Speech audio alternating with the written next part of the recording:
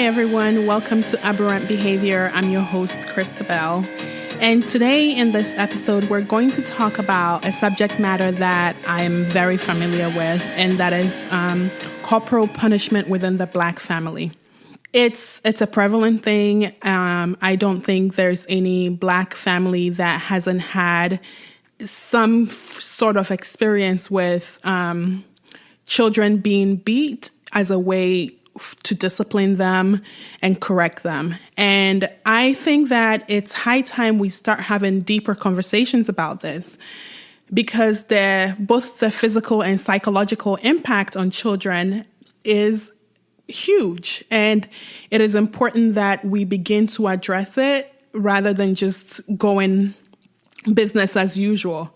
So a little bit of my experience with corporal punishment. I grew up in Ghana to a Nigerian mom who just knew that's how she knew to discipline, because that's how she was disciplined. And also raising a kid like me, I was very impetuous. I was very inquisitive. I was very curious. I had a lot of questions about everything. I didn't think of it as insolence. I just had questions. I didn't know how to just do what I was told to do just because I was told to do it.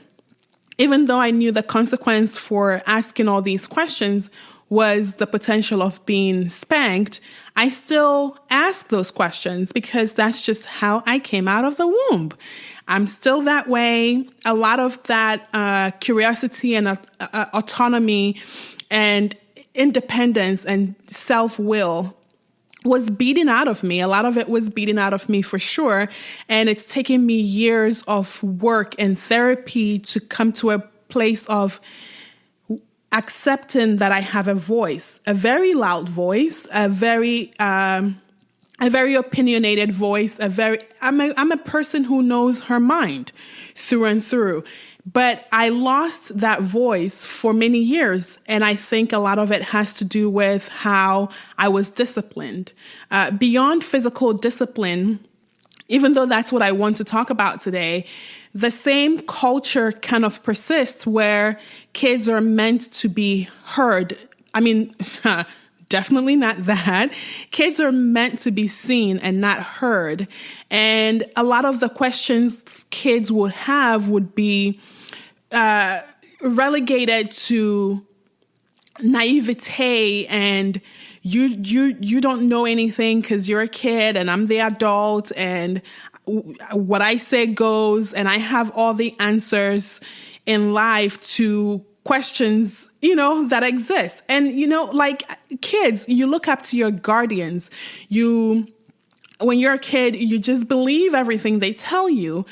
And you look at them as this big, just all-knowing people. And it wasn't until I turned in my 30s that I realized, oh my God, what a fallacy that is. Parents are just people who had children. That's it. A lot of them had children through oops, I'm pregnant. So even when it's planned, it is still just people who had kids. The fact that you carried a baby or you have kids in your 30s or 20s does not automatically impart upon you this superhuman knowledge. You don't just suddenly become this person who just knows everything. And I speak on this as about to be 35-year-old who is just now finally coming into my own, coming to know who I am. And it didn't just happen either. It's taken years and years of work to begin to understand that many things that I felt were factual were indeed just conditioning, be it conditioning from my parents or my culture or my society or my religion that I belong to or my friends. And all of this stuff is conditioning. And so if I decide, implicitly to hold on to that conditioning as the factual truth and the only way to look at life. And I know for a fact that God exists. And I know for a fact that this is the career that my kids should pursue. And I just, and if I'm approaching life that way and I suddenly get pregnant and I decide that this is how I'm going to raise my children, this is the knowledge I'm going to impart on them, this thing that I am the all-knowing being, and and I make it my mission to get them to believe that all the things that I believe are true. Man, when I think of it that way, I'm just like, what a shit show it would have been had I raised children in my 20s. Or shit, even in my early 30s, So, but that's, I feel like, how a lot of parents, especially the generation before us, my mother's generation, that's how a lot of them raised kids. And just in different conversations with different parents, that's how they continue to raise kids. Instead of just approaching it from, I don't know everything, I'm still learning. You have questions. I may not have the answers to your questions. And I'm going to admit to you that I don't have the answers to your questions. And I give you the leeway to explore the possibilities that exist, to explore the possible answers to these questions, because I don't know for a fact. If more parents approached parenting that way, I think it would really go a long way in ensuring that kids that are raised are able to trust their voice, are able to approach life with curiosity and a zeal for learning and questioning and innovating, So yes, spankings and beatings are certainly one way we can beat that inquisitiveness out of children, but also by squelching their voice, by telling them that they do not have a right to ask questions because they're children.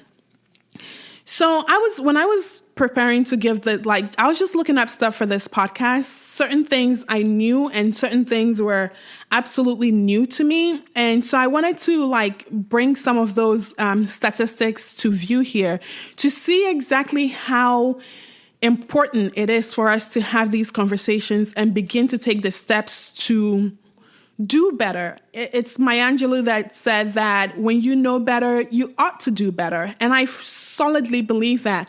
I'm not going to judge you, and I don't think anyone should judge anyone for doing what they know. But I do think there is a measure of responsibility that exists when we know better, that we do try to do better.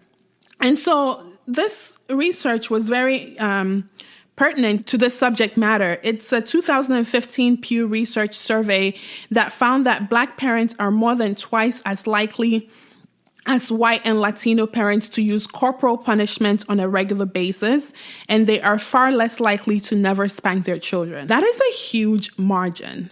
But, I was actually not surprised by this particular survey, because I feel like we bear it as a badge of honor that we spank our children. We say, look, that's why those white kids or whatever, that's why they turn out the way they do. They talk back, they're disobedient, they're disrespectful, they throw tantrums, they don't know how to act. We take it we bear it as this badge of honor that we are able to beat our children into submission. We are raising obedient children. It wouldn't be a problem if not for this next statistics. Let me find it. If not for this next statistics that found that Black children are mistreated and killed at significantly higher rates than white and Latino children. It also says that Black children are more likely to be assaulted, seriously injured, or killed by a family member than by the police or a neighborhood watchman. Let me read that again. Black children are more likely to be assaulted, seriously injured, or killed by a family member than by the police or neighborhood watchman. That is crazy. That is incredible.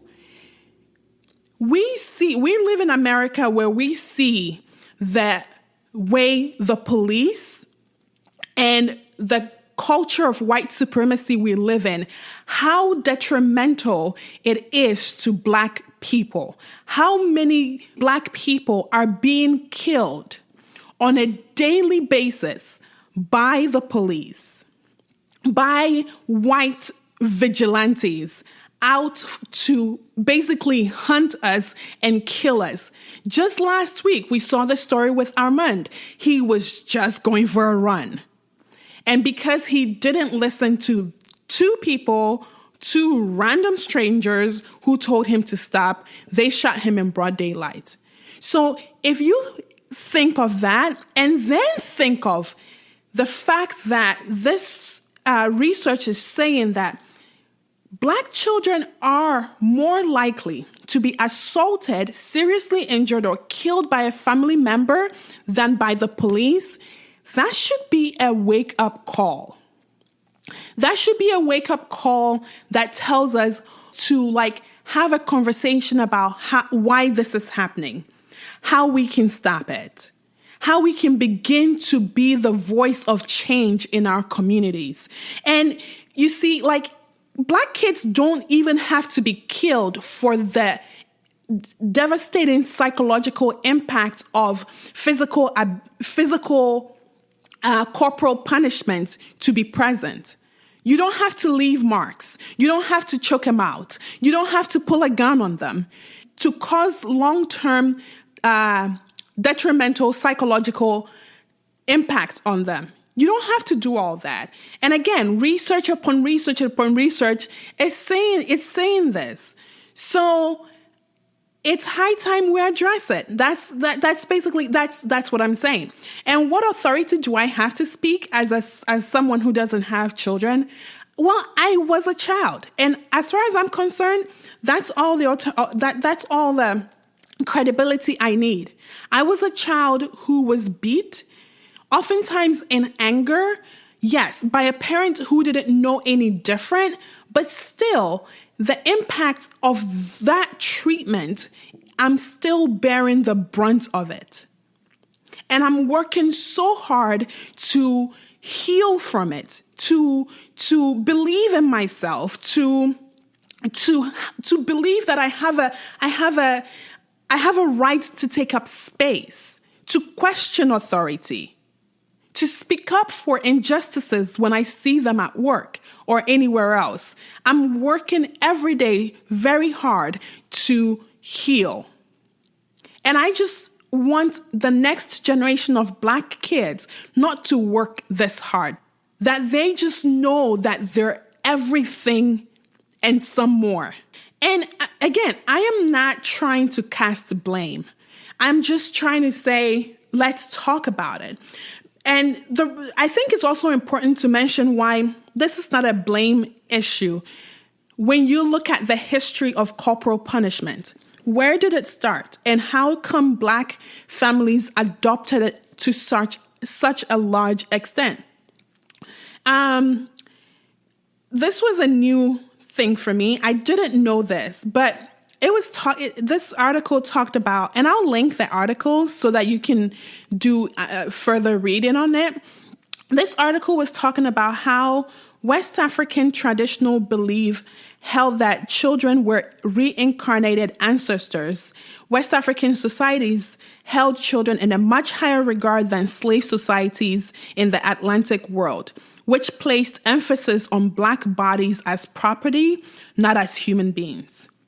West Africans believed that children came from the afterlife, that they were gods or reincarnated ancestors who led profoundly spiritual lives and held extraordinary mystical powers that could be harnessed through ritual practice for the good of the community. In fact, it was believed that coercion and hitting a child could scare off their soul. How fucking rad is that? Like, seriously, think about it. They basically said children are the bee's knees. Let's protect them. Let's worship them, because they're these beings that came from the spiritual realm to help us humans, to bring fresh perspective, to bring new knowledge. So then how did we go from a people who loved and revered our children to people who are killing and harming our children? The slave masters did it. I mean, basically blame white supremacy for everything, always. The slave masters came to sub-Saharan Africa, brought shackles and whips with them to try to subdue the black body. And when they came, they did this. They took us away to the Americas, and then you had the advent of slavery. They came to somewhere like America and continued this harsh maltreatment of black people. Black slaves were frequently whooped and lynched and beaten and sold. I mean, we know that history. But here's what then happened. They used scripture. Part of what happened was that they used scripture to validate their treatment of black people in this way. And then the slaves also began to adopt this, because it was imperative that they made sure that the children behaved so that they're not sold, so that Massa doesn't do the whooping.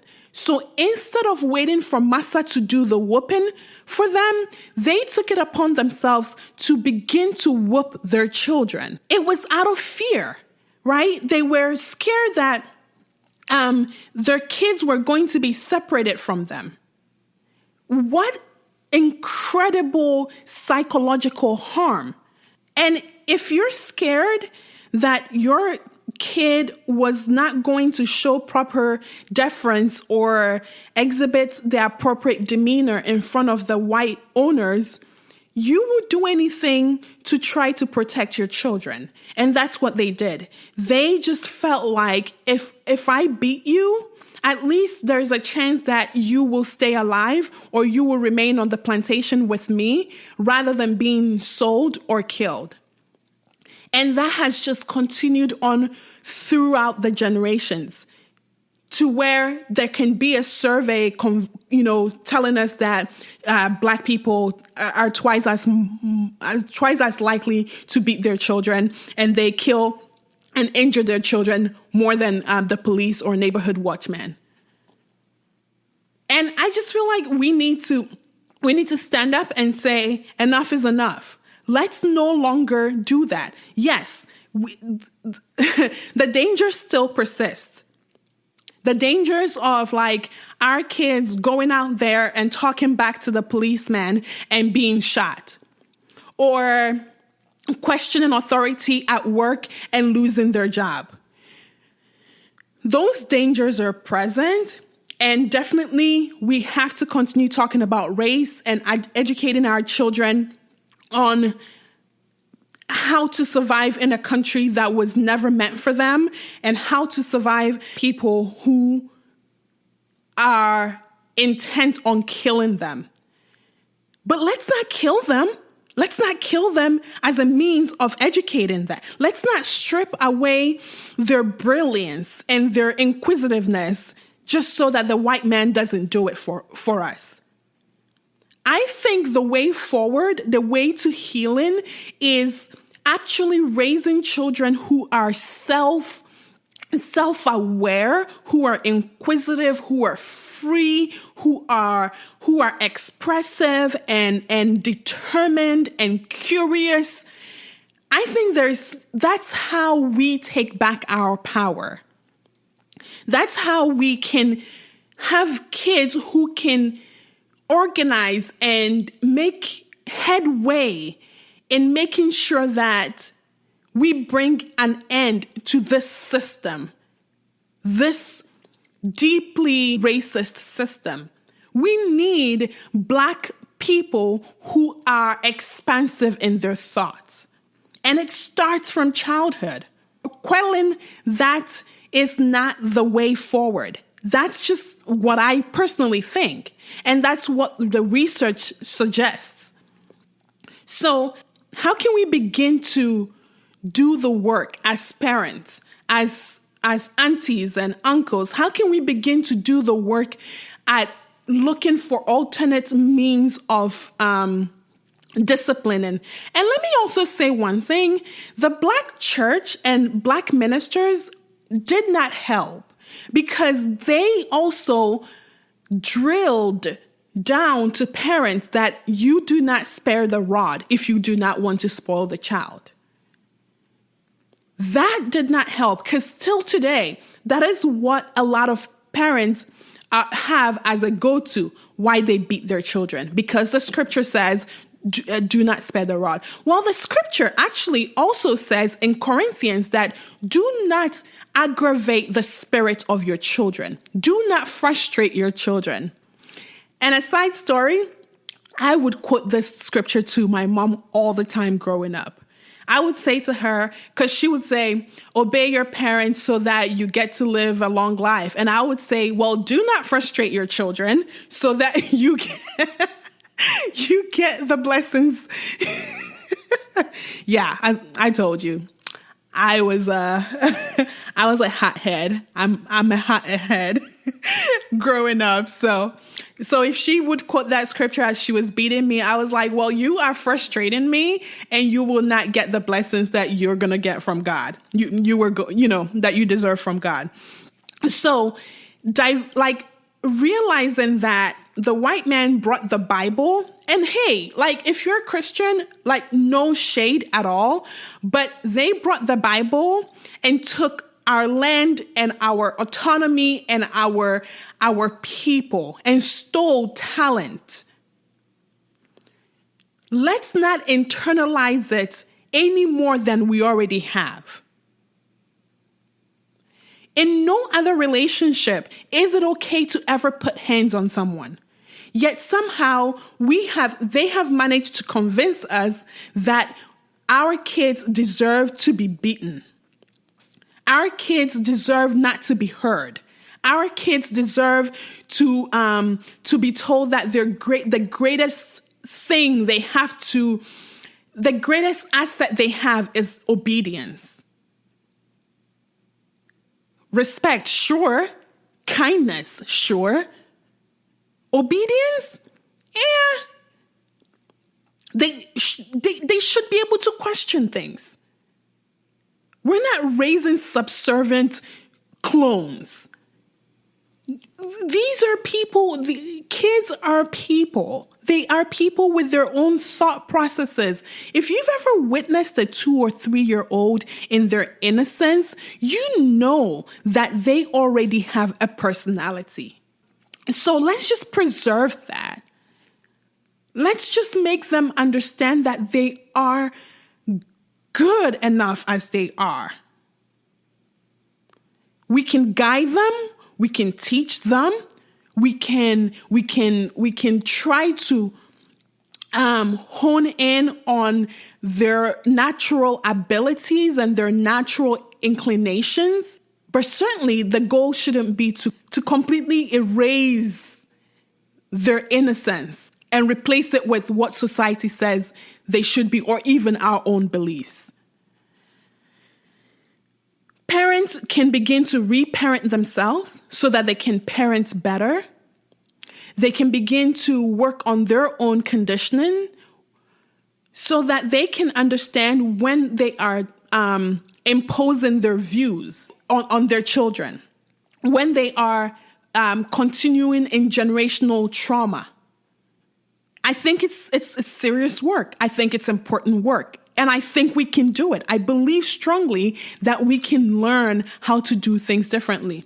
A lot of my friends and people I know are in our 30s and we don't have kids yet. But we want to have kids one day. And I think it would be a shame for us to raise kids in this way.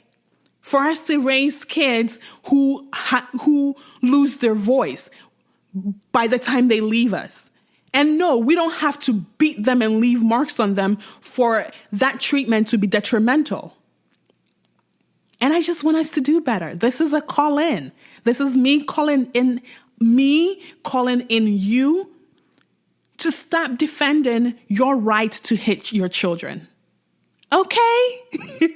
Let's stop defending it. It's not of us. It's not from us. Let's give it back. Let's say no, I don't want any part of this. This is not who my ancestors were. I reject this internalized racism, internalized, let's just say goodbye. Let's say no, thank you. Keep your shit. I'm going to raise children who are assertive. So I just wanted to talk about that. It's a lot. And when I think about the self-doubt, the lack of boundaries, and trying to find love in other people that I have suffered and still suffer from, I can trace almost all of that back to the way I was disciplined. And I don't know, it's been a painful journey. It's been a necessary journey. I'll be fine. I'm fine. And I turned out okay or whatever. But I just feel like we can begin to give the next generation a leg up when we approach it right from the get-go. So that's pretty much all I wanted to talk about. And I also want to talk to other people like me. If you felt that your voice was taken away from you, I see you. You can get it back. You can begin to trust yourself again. You can begin to learn how to set boundaries, respect boundaries, and gain your autonomy back. It's hard work. It's hard work, but you can do it. And I'm not saying this from a privileged perspective of, if I can do it, you can do it too. No, I'm just saying that it is possible to unlearn behaviors. It is possible to, shed layers that are not us. Because deep down, all of us have something beautiful within us. So if there's self-doubt, if there's self-doubt or self-esteem issues or not feeling like you matter or you have a voice, I'm here to tell you that while it takes hard work to begin to find your voice again, the work is worth it. The reward is amazing. Literally, that work has led me to a point where I can start this podcast, talk openly, use my voice, and believe that I have something to offer. And that's why imposter syndrome, it's mostly Black and brown people who suffer from imposter syndrome. If you've have you guys seen that meme that says, I want the confidence of a mediocre white man? They don't suffer from imposter syndrome mostly. They just out here willy-nilly doing this, and yet we are so brilliant and so capable, yet we are so fearful of taking up space. And all of this has roots in all that I've talked about. But yet we can begin to move away from it. We can begin to move forward. We can begin to from parents to aunties to uncles, we can raise kids differently. And for us who have already been raised this way, we can begin the work to unlearn. You know why? I think I talked about this, but do you know why I named my podcast Aberrant Behavior? Because I think we need to embrace our aberrancy. We don't need to fit a mold. We don't have to be the norm. We don't have to be the way society tells us we ought to be. And we can just be who we are. And if they consider it aberrant, well, then that's on them. That's on them. And that's all I wanted to say. The work takes a while. Do not despair. Don't berate yourself. Yes, it is hard work because this stuff is super hardwired into our conscious, into our subconscious. Show yourself grace through it. Be your biggest cheerleader. Just buckle down and do the work. It's a long process, but it's a worthwhile process. Until next time, I love you. Let's continue this conversation elsewhere in the description box, like in the comments on IG. I am always hit me up in my DMs. I'm always here to have this conversation. Okay. Love you. Bye.